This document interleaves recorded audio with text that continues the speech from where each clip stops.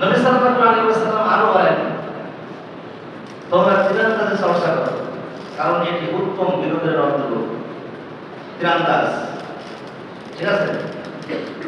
অতএব ইসলাম এমন খেলাধুলাকে বৈধ রেখেছে যা শরীরকে শক্তিশালী করে, চরিত্র নষ্ট করে না, ইবাদত বন্দেগী নামাজ ইত্যাদি আমল ধ্বংস করে না এবং গুনাহের দিকে ধাবিত করে না। প্রক্ষান্তরে আজকে এই ফুটবল ঘন্টাকে ঘন্টা আপনি দেখতেছেন, চোখ নষ্ট হয়েছে, নামাজের সময় নষ্ট হয়ে চলে যাইতেছে, এমনকি আপনার অনেক সিটি আজকাল আমল ধ্বংস হয়ে যাচ্ছে। তারপরেও মুসলমান রাতকে রাত জেগে খেলা দেখে। আমেরিকায় খেলা হচ্ছে, এই আমেরিকা আমাদের দেশ থেকে 12 ঘন্টা ডিফারেন্স। তাদের যদি দিনে খেলা হয় তাহলে আমাদের হবে কখন? রাত্রে। আপনাকে রাত্রে জাগতে হবে। আর এই রাত্রে জেগে আপনি জিন্দিগিতে একটা রাত আল্লাহর জন্য এতক্ষণ জেগেছেন, কাল কি আমাদের বাড়িতে কি জবাব দেওয়া হবে পারেন? আজকের বিশ্বকাপ ফুটবল শুধু এটি শরীর চর্চা নয়, বরং এটি পরিণত হয়েছে ব্যবসা, জুয়া, উন্মাদনা, অহংকার, অস্থিরতা এবং গাফলতের একটা বিশাল কারণ।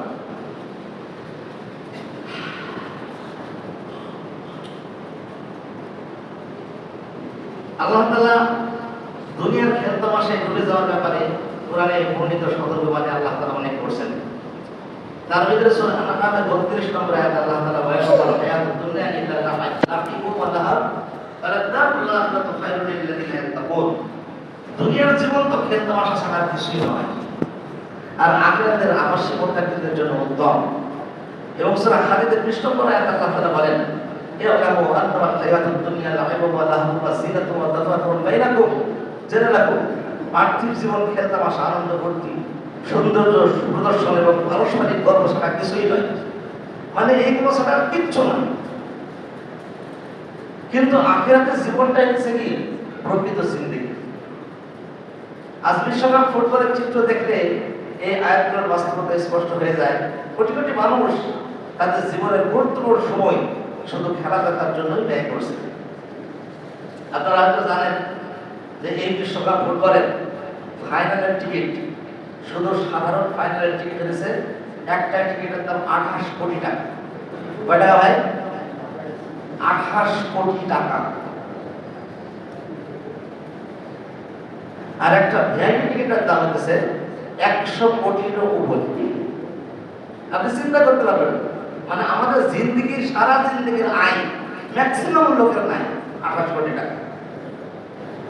এই মসজিদে যদি 1000 লোক হয়, হয়তো 20 জনের 28 কোটি টাকা বা 100 কোটি টাকার সম্পদের মালিক হতে পারে। কিন্তু সবাই তো না। আমরা তো 28 কোটি টাকা সারা জিন্দেগি আমাদের আয়। 2 ঘন্টা খেলা দেবে 28 কোটি টাকা। এবার চিন্তা করেন, এগুলো হচ্ছে বিশ্বকাপের চিত্র। এই আয়াতগুলো হচ্ছে বিশ্বকাপের চিত্র হচ্ছে কি তুলে ধরতেছে। কোটি কোটি মানুষ তাদের জীবনের গুরুত্বপূর্ণ সময় শুধু খেলা দেখার জন্যই ব্যয় করছে। মানুষের আলোচনা কেন্দ্রবিন্দু হয়ে গেছে কোন দল জিতবে, কে গোল করবে, কার জার্সি সুন্দর, কে সেরা খেলোয়াড়। কিন্তু কেউ জিজ্ঞেস করছে না আমার ইমানের অবস্থা কেমন, আমার নামাজ ঠিক আছে কিনা, আমার আখিরাতের প্রস্তুতি কতটুকু। কেউ জিজ্ঞাসা করতেছে। ফুটবল খেলা একটি জুয়া, যা ইসলামের কঠোরভাবে হারাম।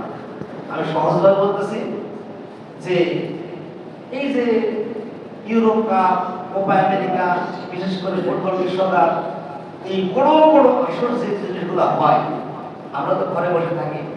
কিন্তু আজকে যুবক সমাজ দেখেন তো সব প্লেয়ারের নাম দেন, সব দেশের নাম দেন। এমনকি বেটিং একটা অ্যাপ আছে, এই অ্যাপের মাধ্যমে ঘরে বসে জুয়া খেলতেছে। জুয়াটা কিরকম জানেন? এই জুয়াতে আপনি যে কোনো সময় যে কোনো ভাবে আপনি ঘরে বসে আপনি সরে যেতে পারেন। কি হবে? ওই অ্যাপের মাধ্যমে কে জিতবে আর কে জিতবে না, এই জিনিসটা হচ্ছে কি আপনার জুয়ারিরা যে ম্যাচে বাজি ধরে কে জিতবে তা নিয়ে টাকা লাগালো, বুঝতেছেন? অর্থাৎ যে জিতবে সে টাকা পাবে ঘরে বসে, আর যে জিতবে না সে কি হেরে গেল, সে টাকাটা এসে কি একদম পুরো পানিতে। আর এ তো একটা নেশা, এমন একটা নেশা, যখন আপনি 10,000 টাকা ধরবেন আর হারবেন অথবা জিতবেন, তখন মনে মনে হবে 20,000 টাকা বাজি দেবো, এবার 30,000 টাকায় বাজি দেবো, এবার 1,00,000 টাকা বাজি দেবো।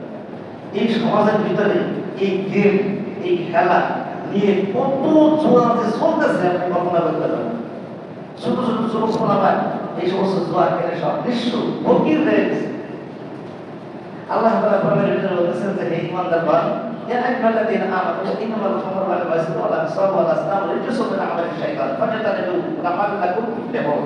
হে ঈমানদারগণ, নিশ্চয় মদ, জুয়া, মুক্তি, ভাগ্য নির্ধারণকারী সবসমূহ অপবিত্র শয়তানের কাজ, সুতরাং তোমরা এগুলা থেকে বেঁচে থাকো যাতে সফলতা হতে পারো। আল্লাহ তাআলা বলেছেন এই যে জুয়া, মদ, মুক্তি, ভাগ্য নির্ধারণকারী লটারি আছে না, লটারি, এই যে 20 টাকা লটারি বিক্রি করে বাইরেছে না, অনেকে ধরতেছে, প্রতি রাত্রে লটারি হয়েছে, এই সমস্ত জিনিসগুলো হচ্ছে অপবিত্র এবং শয়তানের কাজ। আল্লাহ তাআলা এই সমস্ত জিনিস থেকে মুসলমানদেরকে বিরত থাকার জন্য বলেছেন। আল্লাহ বলেন ফাজতানিবুহু, এগুলো থেকে দূরে থাকো, অর্থাৎ জোয়ার কাছেও তোমরা যাবে না। জোয়া শয়তানের অস্ত্র।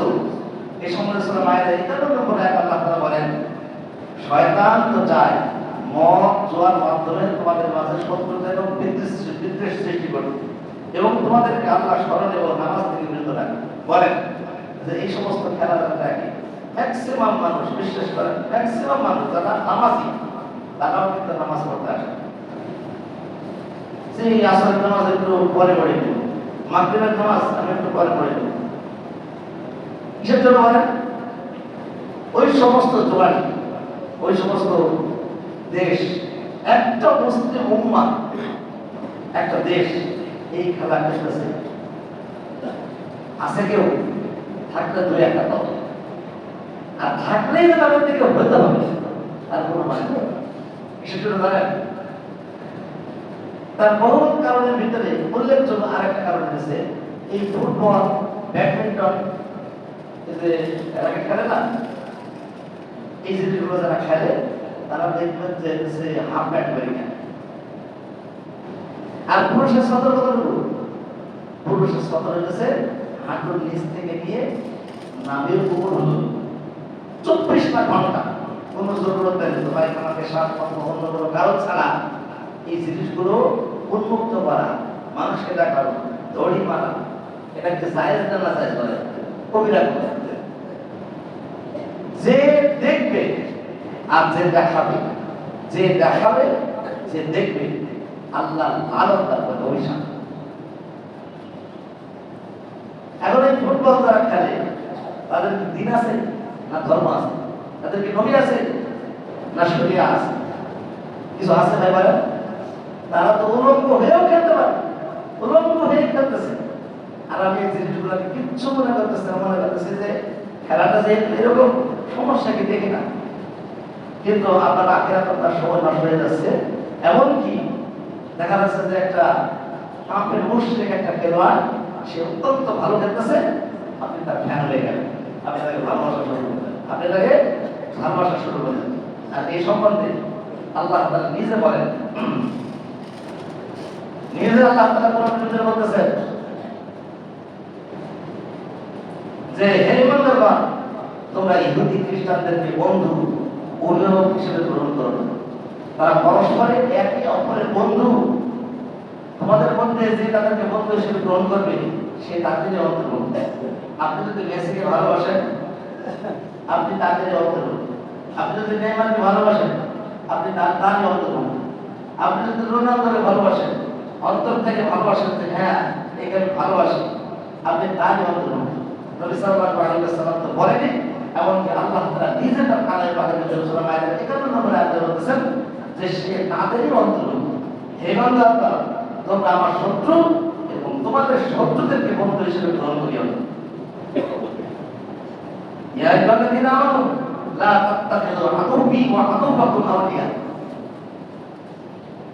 আল্লাহ নিজে বলতেছেন যে এই কাফের মুশরিকরা হচ্ছে আমার শত্রু,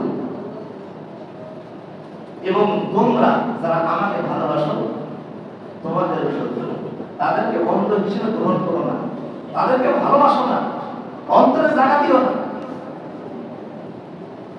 কিন্তু মুসলমান আজকে উম্মাহ, এই জিনিসগুলো আমাদের ছেলেরা, যুব সমাজ তাদেরকে ভালোবেসে আপনি কল্পনা করতে পারবেন না যে মুহাম্মদ রাসূলুল্লাহ সাল্লাল্লাহু আলাইহি ওয়াসাল্লাম তিনি যা বলেছেন সেটাই হচ্ছে কল্যাণ।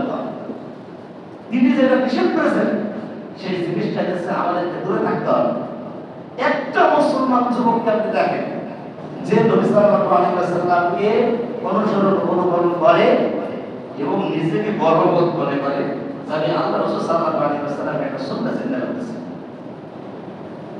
আজকে যদি কোনো যুবক যদি নামাজ পড়ে মানুষ তাকে টিটকারি মারে, যদি দাঁড়িয়ে রাখে সুন্দর কন্যার সাথে তাকে বিবাহ দিতে চায় না, যারা মেয়েরা বলে ওদের সাথে বিবাহ করো না। আজকে তুমি বললে তাকে জেল করে আখ্যা দেওয়া হয়, যাত্রার সাথে শুরু করতে পারে না। নামাজ পড়লে তাকে জেল করে আখ্যা দেওয়া হয়, তাকে কাছে বলবাদ করে আখ্যা দেওয়া হয়, হয় কিনা বলেন? তাকে নিরুৎসাহিত করা হয়। সে যদি একটু কাজ করে মানুষ হাসাহাসি করে, সে যদি একটু টাক করে মানুষ হাসাহাসি করে, সে যদি কামড়ে রাখে তাহলে তাকে বলা হয় জঙ্গি, বলা হয় কিনা বলেন? এটা কাজ না নবী সাল্লাল্লাহু আলাইহি ওয়াসাল্লামের সুন্নাহ। উন্মাদনা দিন দিন বাড়তেছে, কমছে না ভাই, দিন দিন বাড়তেছে। আমি যখন 1998 সালে 2000 সালে মনে হয় 2001 সালে মনে হয় আমি তখন 6 নম্বরে পড়ি, তো রিক্সাতে দেখতেছি যে যুবকরা একটা রিক্সায় 10 জন, 5 জন, 6 জন, 3 জন, 14 মাঠে এই এতটুকু চুল রাখছে, বুঝছেন? এতটুকু চুল রাখছে, আর এই সব ডাক্তার।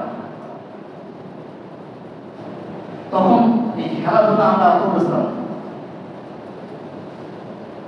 তো আস্তে আস্তে জানলাম যে এটা ব্রাজিলের একটা প্লেয়ার, তার নাম হচ্ছে রোনালদো নাকি রোনালদো, যাই হোক, সে এইভাবে চুল কাটিয়ে খেলছে।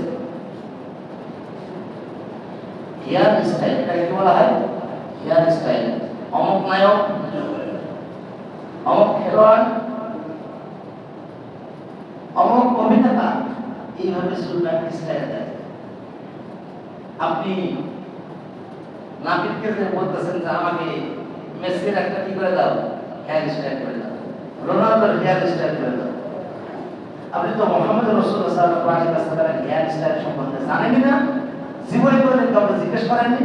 আপনি জানেন না, কোনোদিন জানেন না যে আল্লাহ রাসূল সাল্লাল্লাহু আলাইহি ওয়াসাল্লাম যে পাক করে তার জন্য আমাদের নবী সাল্লাল্লাহু আলাইহি ওয়াসাল্লাম তিনবার দোয়া করেছে যে আল্লাহ তাকে তুমি মাফ করে দাও, তাকে তুমি মাফ করে দাও, তাকে তুমি মাফ করে দাও। একজন সাহাবী বললেন রাসূলুল্লাহ সাল্লাল্লাহু আলাইহি ওয়াসাল্লাম যে ছোট করে তার জন্য আপনি দোয়া করে দেন ইয়া রাসূলুল্লাহ। আল্লাহ রাসূল সাল্লাল্লাহু আলাইহি ওয়াসাল্লাম বললেন যে আল্লাহ যে চুল ছোট রাখবে তাকেও তুমি মাফ করে দাও। কিন্তু আমাদের চুল কিরকম? এই দিকে ছোট আর এই দিকে ঝাঁকু, বুঝছেন? এটা যে কার স্টাইল? কোন নায়ক অথবা কোন খেলোয়াড়ের স্টাইল।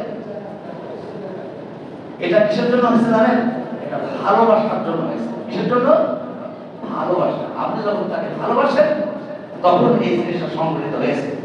আল্লাহ তাআলা বলেন সূরা আত-তাওবার 23 নম্বর আয়াত, হে মুমিনগণ, যদি তোমাদের পিতা এবং ভাইরা ঈমানের পরিবর্তে কুফরকে পছন্দ করে তবে তাদেরকে আপনজন হিসেবে গ্রহণ করো। যদি তোমার পিতা ভাই তারা যদি কুফরকে পছন্দ করে আপনজন হিসেবে তুমি তাকে গ্রহণ করো। আর কোথাকারকে এদেরকে ভালোবাসা অনেক সুদূর প্রমাণ। আপনি একটা বারের জন্য আল্লাহ তাআলার এই আয়াতগুলো আলহামদুলিল্লাহ একটু পড়েন, একটু জানেন। আল্লাহ তাআলা বলতেছেন যে না, এদের কাছে মুশরিক, তারা মুশরিক, নাকাসু, তারা নাপাক, তাদেরকে বন্ধুরূপে গ্রহণ করিও না। তারা যা করে তা তোমরা করিও না। আল্লাহ রাসূল সাল্লাল্লাহু আলাইহি ওয়াসাল্লাম সারা জীবন ইহুদি এবং নাসারাদের বিরুদ্ধে আচরণ করেছে, জানেন না? আল্লাহ রাসূল সাল্লাল্লাহু আলাইহি ওয়াসাল্লাম আমাদেরকে দাড়ি রং করার জন্য বলেছেন, চুল রং করার জন্য বলেছেন যে ইহুদি নাসারারা দাড়ি রং করে না, তোমরা দাড়ি রং করো, চুল রং করো। মহরমের রোজা কয়টা? একটা, তাই না? নবী সাল্লাল্লাহু আলাইহি ওয়াসাল্লাম বলেছেন ইহুদিরা একটা রাখে, আমরা দুইটা রাখবো, কয়টা? দেখছেন, যে কোনো কাজে আল্লাহ রাসূল সাল্লাল্লাহু আলাইহি ওয়াসাল্লাম বলেন যে ইহুদিরা যা করে তার চেয়ে তোমরা কি করবা? ওখানে করবা, তাদের মুশাবা হবা না, তাদের পদঙ্ক অনুসরণ করবা না। কিন্তু মুসলমান সমাজ আজকে ইহুদি নাসারাদের কালচারকে সবচেয়ে বেশি ভালোবাসে, আর নিজের তামাদ্দুন, নিজের কাছে সুন্নাহ, রাসূলুল্লাহ সাল্লাল্লাহু আলাইহি ওয়াসাল্লামের আদর্শ, আল্লাহ তাআলার কথাকে একদমই মানে না। ভাই, দুনিয়ার জীবনের কাছে খুবই সংক্ষেপ, কিন্তু হায়াত দুনিয়া আল্লাহ গায়বু আল্লাহু ওয়া তাফাকুর। আল্লাহ তাআলা বলেছেন দুনিয়ার এই জীবন খেল তামাশা নয়, আর কিছু না। আল্লাহ তাআলা সুদ হারাম করেছেন, আমি কেন সুদ খাবো? আমাদের জন্য তো আল্লাহ তাআলা জান্নাত রাখছেন। দুনিয়াতে আপনি যখন টাকা পয়সা ইনকাম করে আপনি যখন শেষ করবেন, দেখবেন যে তখন এমন এমন রোগ হবে, ডাক্তার আপনাকে বলে দিবে যে গোশত খাওয়া নিষেধ, মাছ খাওয়া নিষেধ, মিষ্টি খাওয়া নিষেধ। আপনি আর খাতে পারছেন, আপনার সম্পদ, আপনার হাত, আপনার চোখ, আপনার সুস্থতা সবকিছু আছে, কিন্তু কোথায় যেন একটু সুস্থতা নাই। এভাবেই দেখা যাচ্ছে যে একসময় আপনি দুনিয়ার মুখ থেকে বিদায় চলে গেছে। আল্লাহ যেটা নিষেধ করছেন সেটা না করার ভিতরেই বললাম, নিষেধ করছেন সেটা না করার ভিতরেই বললাম, আদেশ করছেন যেটা সেটা করার ভিতরেই বললাম। যেহেতু আল্লাহ তাআলা কাদের কাইয়ুম হাকিম, তিনি সব কিছু জানেন, আমরা জানি না। এজন্য আল্লাহ তাআলা একদম বলে দিয়েছেন যে হে মুমিনগণ, তোমরা আমার শত্রু এবং তোমাদের শত্রুদেরকে বন্ধু হিসেবে গ্রহণ করবে না। হে ঈমানদারগণ, তোমরা ইহুদি খ্রিস্টানদেরকে বন্ধু হিসেবে গ্রহণ করবে না। তারা পরস্পর একে অপরের বন্ধু, তোমাদের মধ্যে যে তাদেরকে বন্ধু হিসেবে গ্রহণ করবে সে তাদেরই অন্তর্ভুক্ত। হে মুমিনগণ, যেন মুমিনদের বাদ দিয়ে কাফেরদেরকে বন্ধু অভিভাবক হিসেবে গ্রহণ না করে। কোন মুমিন যেন কোন মুমিনকে ছাড়া কোন কাফেরদেরকে বন্ধু এবং অভিভাবক হিসেবে গ্রহণ না করে। আর যে করবে আল্লাহর সঙ্গে তার কোনো সম্পর্ক থাকবে না। সূরা আল-ইমরান ১ নম্বর ২৮। আপনি স্বপ্নে দেখবেন যে আপনি জান্নাত যাবেন, কিন্তু জান্নাত কপালে জুটবে না। বুঝাস ভাই? এজন্য আমরা মুসলমান, আমরা ওই খেলাধুলার পেছনে এত সময় নষ্ট করার কোনো আমাদের কাছে টাইম নেই। তারা এসে তাদের জিন্দেগি এটাই শেষ। নবী সাল্লাল্লাহু আলাইহি ওয়াসাল্লাম বলেন, আর দুনিয়া সিজনুল মুমিন ওয়া জান্নাতুল কাফির। কাফেরদের জন্য এই দুনিয়া হচ্ছে জান্নাত, দুনিয়া হচ্ছে জান্নাত। দুনিয়ার যত হুর তাদের কিনার সামর্থ্য আছে, প্রতি রাত্রে একটা করে তারা কি করে, একটা একটা ঘরের সাথে থাকে। তাদের যে কত টাকা কত সম্পদ কল্পনা করতে পারবেন না। হলে ২৮ কোটি টাকা দিয়ে একটা টিকিট কেনার সামর্থ্য তার আছে বলেন? আপনি ফিফা সভাপতিকে ফোন দিয়ে বলবেন যে একটা টিকিট খালি আছে নাকি, দেখবেন যে খালি নাই। মনে করেন ২ লক্ষ যদি দর্শক ওই ফাইনাল খেলা দেখে, এরকম ২ লক্ষ মানুষ সর্বনিম্ন টিকিট কাটছে ২৮ কোটি টাকা দিয়ে একটা টিকিট। তাদের দুনিয়া জিন্দেগি শেষ, কিন্তু আমাদের দুনিয়া জিন্দেগি শেষ? দুনিয়া জিন্দেগি এনেছে কি আমাদের পরীক্ষার জন্য, আর আখিরাতে এনেছে উত্তম এবং স্থায়ী খায়রু ওয়া আরকাম। এজন্য মুসলমানরা নবী সাল্লাল্লাহু আলাইহি ওয়াসাল্লাম হাদিস দাউদ 4031 নম্বর হাদিস, আল্লাহ রাসূল সাল্লাল্লাহু আলাইহি ওয়াসাল্লাম বলেন, আন ওমর রাদিয়াল্লাহু আনহু قال قال রাসূলুল্লাহ সাল্লাল্লাহু আলাইহি ওয়াসাল্লাম মান তাশাব্বাহা বিকওমিন ফাহুয়া মিনহুম। আমাদের নবী সাল্লাল্লাহু আলাইহি ওয়াসাল্লাম বলেন, যে ব্যক্তি কোন জাতির সাদৃশ্য গ্রহণ করবে সে তাদেরই অন্তর্ভুক্ত হবে। আপনি যদি কোনো খেলোয়াড়ের হেয়ার স্টাইল মানেন, যদি মৃত্যুবরণ করেন, তার সাথে আপনার হাসন হাসন হবে। এটা বলে কেন কেন মেসির বাড়ি যদি হয় আর্জেন্টিনা, আপনি মেসিকে ভালোবাসেন, অন্তর দিয়ে ভালোবাসেন, আপনি যদি এখানে 5টা হতে পারবেন, তাহলে কিয়ামতের ময়দানে আল্লাহ তাআলা মেসির কাছে মেসির সাথে আপনার হাসন হাসন করেন। আপনারা কেউ চান নেইমারের বাড়ি কোথায়? ব্রাজিল। ও যেখানে মারা যাবে, আপনি সেই মাসটাতে শুয়ে থাকবেন, আপনি যদি তাকে ভালোবেসে যদি মারা যান, আমাদের নবী সাল্লাল্লাহু আলাইহি ওয়াসাল্লাম বলতেছেন যে আল্লাহ তোমাকে কিয়ামতের ময়দানে তার কাছে পাঠায় দিবে, তার সাথে হাসর করবে। আপনি দেখেন ব্রাজিল, আর্জেন্টিনা আজকে ফিলিস্তিন মা বোনদেরকে গণ ধর্ষণ করতেছে, আপনি কল্পনা করতে পারবেন না। ফিলিস্তিনের মা বোনদেরকে, ছোট্ট ছোট্ট বাচ্চাদেরকে আল্লাহু আকবার কাবীরা কি ভাবে যে টর্চার, সেটা টর্চার করে আপনি কল্পনা করতে পারবেন। আজকে মুসলমানরা খাবারের জন্য, নিরাপদ বাসস্থানের জন্য হাহাকার। তারা কিন্তু সকলে কি ইসরায়েলের পক্ষে, ফিলিস্তিনের পক্ষে কিন্তু কেউ না। বলেন আজকে আপনি একটা খেলার জন্য তাদেরকে আপনি ভালোবাসবেন, এটা হতে পারেন? মুসলমানদের কখনো এদের কাছে বরদাস্ত করা যাবে না। আচ্ছা, আল্লাহ রাসূল সাল্লাল্লাহু আলাইহি ওয়াসাল্লাম বলেন যে মুসলিম মুশরিকদের সাথে বসবাস করে, তাদের সংখ্যা বৃদ্ধি করে, আমি তার থেকে দায়মুক্ত। সূরা আবু দাউদ। মুসলমান হয়তো 4-5 জন যাবে খেলা দেখতে, আর আশেপাশে সব কি মুশরিক, তাদের দল ভারী করে, তাদের যে দল ভারী করতেছে। সূরা আবু দাউদের ভিতরে নবী সাল্লাল্লাহু আলাইহি ওয়াসাল্লাম বলেন যে আমি তার থেকে দায়মুক্ত, আমি তার থেকে দায়মুক্ত। আর এটা সুপারিশ করব না। আবু হুরায়রা রাদিয়াল্লাহু আনহু বলেন তিনি বলেন রাসূলুল্লাহ সাল্লাল্লাহু আলাইহি ওয়াসাল্লাম বলেছেন ইহুদি খ্রিস্টানরা, এটা যেটা বললাম, সুলতানিতে রং করে না, সুতরাং তোমরা তাদের বিরোধিতা করো। দেখছেন, ছোট্ট থেকে ছোট্ট বিষয় আমাদের নবী সাল্লাল্লাহু আলাইহি ওয়াসাল্লাম কখনোই বরদাস্ত করতেন না। ইহুদি এবং নাসারাদেরকে রাসূলুল্লাহ সাল্লাল্লাহু আলাইহি ওয়াসাল্লাম বলতেন তাদের বিরুদ্ধে আচরণ করো। সবশেষ সময় অপচয়ের ভয়াবহতা আল্লাহ তাআলা কোরআনের ভিতরে বলেন বিসমিল্লাহির রহমানির রহিম ওয়াল আসর ইন্নাল ইনসানা লাফি খুসর। সময়ের কসম, নিশ্চয় মানুষ ক্ষতিগ্রস্ত হয়েছে। আসরের সময়টা কতটুকু বলেন? খুবই সংক্ষেপে টাইম, 1 ঘন্টা টাইম। আমাদের জিন্দেগিও কিন্তু এইরকম একটা আপনার মানে ভীতিকর সময়ের ভিতরে পার করতেছে। আমার যখন তখন মত হয়ে যেতে পারে, আমাদের সময় কিন্তু বেশি নাই। সেই আসরের কসম করে আল্লাহ তাআলা বলতেছেন যে সংক্ষিপ্ত একটা টাইম, ওই টাইমের কসম আল্লাহ তাআলা দিয়েছেন এবং বলতেছেন নিশ্চয় সমস্ত মানুষ ক্ষতিগ্রস্ত।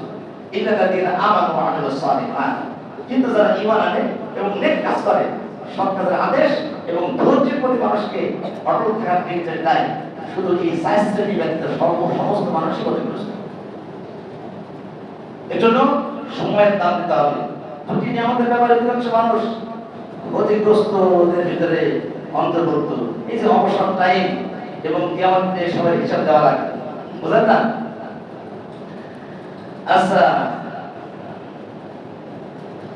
ফুটবল উন্মোদন আর সামাজিক ক্ষতির সমান দেখেন। 1 নম্বর ঝগড়া বিবাদ, বিভক্তি, মুসলমানদের ভিতরে, বন্ধু বান্ধবদের ভিতরে আত্মস্বজন পাড়ায় পাড়ায় মারামারি বিরক্ত হয়। এই যে প্রথম বললাম না, সিলেটে গত পরশু দিন মানে মঙ্গলবারের দিনে 50 জন আহত হয়েছে ফুটবল খেলায়। ব্রাজিল আর আর্জেন্টিনা খেলা হয়েছে, বুঝছেন? মানে জার্সি পরে ওরা ব্রাজিল আর্জেন্টিনা হয়েছে দিয়ে এবার পাড়ায় পাড়ায় এমন গন্ডগোল পাচ্ছে যে 50 জন হসপিটালে ভর্তি। আচ্ছা, অবসর এবং বিলাসিতা, যেরকম বিশ্বকাপ উপলক্ষে লাখ লাখ টাকা নষ্ট হয়, লক্ষ লক্ষ টাকা প্রজেক্ট, পতাকা, জার্সি, সাজসজ্জা, অনুষ্ঠান আয়োজন করে অর্থ খরচ করা হয়, স্বাগত ভাই করা হয়, পিকনিক করা হয়, ভাই কিনা বলেন এইসব জিনিস মুসলমানরা করে। আল্লাহ তাআলা বলেন ইন্নামাল মুবাযযিরিনা কানু ইখওয়ানা শায়াতিন, অপচয়কারীরা শয়তানের ভাই। সূরা বনী ইসরাঈল 8:27। এবং 3 নম্বর অশ্লীলতা এবং বিপর্যয় সংস্কৃতি, অর্থাৎ বিশ্বকাপে কেন্দ্র করে অসংখ্য বিজ্ঞাপন, অনুষ্ঠান, মিডিয়ায় নারীদের বিপর্যয় উপস্থিতি এবং অশ্লীলতা ছড়িয়ে পড়ে। আল্লাহ তাআলা বলেন মুমিনদের বলুন তারা যেন তাদের দৃষ্টি সংযত রাখে, দৃষ্টি সংযত রাখে।